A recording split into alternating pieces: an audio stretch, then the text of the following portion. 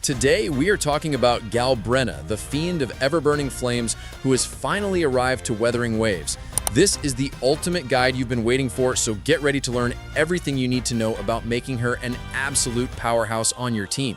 We're going to cover it all, from her kit and rotations to echoes, weapons, and my final thoughts on where she stands in the meta, because beyond her incredible design, her kit is genuinely one of the most satisfying and destructive forces in Wuthering Waves.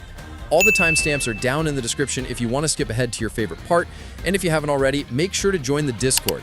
I've dropped the link below. Come hang out, share your clears, talk about the latest game updates, and just vibe. It's a fun community, everyone's chill, and we're always down to talk games, so come through and say what's up. But first, huge shout out to Loot Bar for sponsoring today's video. If you haven't tried them yet, you're seriously missing out. The process is lightning fast. Just punch in your UID, pick your server, and boom, you're good to go. Let's take Wuthering Waves as an example. The Lunite Shard Pack that costs $99, on Loot Bar it's just $83. That's a massive 17% discount straight off the top. And it doesn't stop there. If you're a low spender, you can snag the monthly pass and stretch your money even further. But if you're a whale, Loot Bar's got you covered too, with massive packs every single patch to help you lock down whatever character drops. And here's the best part. Thousands of players have already rated Loot Bar as fast, simple, and reliable on Trustpilot. Still skeptical? I even recorded a quick 30-second video of me topping up on my TikTok homepage for you to see. So don't wait, click the link in the description or my TikTok homepage, grab up to an additional 16% off your in-game purchases as a new user, and at the same time, you'll be helping support me and the channel.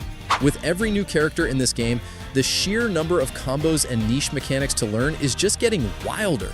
But luckily for Galbrena, her kit is way more intuitive than it looks. It's got a lot of moving parts, but you only need to understand the core flow to make her work.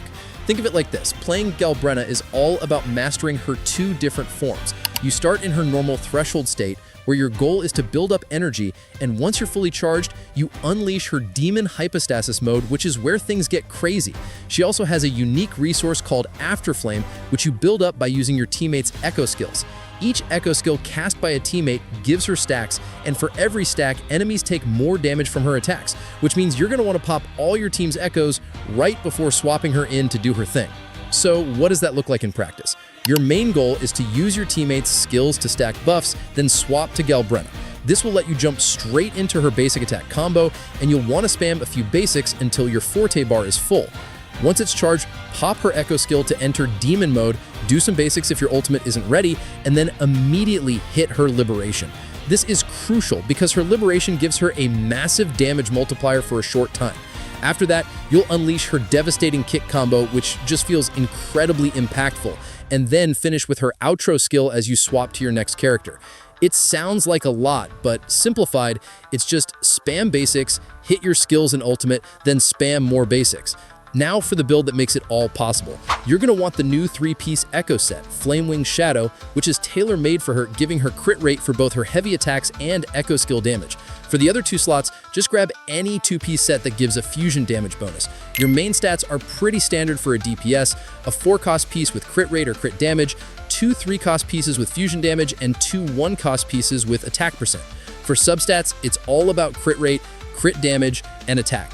Thereafter, you can focus on energy regen to hit around 125% because that will solve all her energy problems. As for her weapon, her signature, Lux Umbra, is going to be her absolute best, as increases attack by 12%, and upon dealing echo skill damage, she'll gain 24% heavy attack damage amplification for 6 seconds. Upon dealing heavy attack damage, she'll gain 24% echo skill damage amplification for 6 seconds. Damage amplification on each attack is capped at 24%. While both effects are active, dealing damage ignores 8% of the target's defense. For free-to-play players, the 5-star standard banner pistol, Static Mist, is an incredible alternative that you should absolutely aim for. Other 5-star options, the Last Dance and Woodland Aria, are amazing stat sticks that provide a ton of crit. Alternatively, you can also get the Solar Flame Battle Pass weapon, and if you can get it to rank 5, it's a surprisingly powerful and consistent choice. For absolute free-to-play players, the Nova Burst is going to be your absolute best option. When the resonator dashes or dodges increases attack by 4%, stacking up to 3 times. This effect lasts for 8 seconds, and with rank 5, this buff goes up to 24%. Finally, let's build a team around her. Galbrena needs teammates who can either buff her heavy infusion damage or provide off-field support. She works well with characters like Mortify, Verena, Lupa, Yuno, Brant, Shorekeeper, and the upcoming character Jueyuan. Her best team as of now is going to be Lupa and Brant, but you can mix and match any of the characters stated to bring out her best potential depending on what characters you already have. For her best free-to-play team, this is going to be Mortify and Verena. A general optimal rotation would be Lupa to Brant to Galbrena. Here's why. Brant's outro buffs fusion damage by 20% and resonant skill damage by 25% for 14 seconds, while Lupa's outro boosts fusion damage by 20% and basic attack damage by 25%.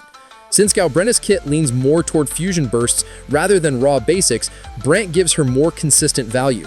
Alternatively, if you've got Yuno, she's another excellent swap option. Her outro grants a 50% heavy attack damage boost, which fits Galbrena's playstyle perfectly. And for my free-to-play players, don't worry, you can still make her work beautifully with Mortify and Verena. The rotation stays simple: Verena first, Mortify second, then swap into Galbrena and let her cook.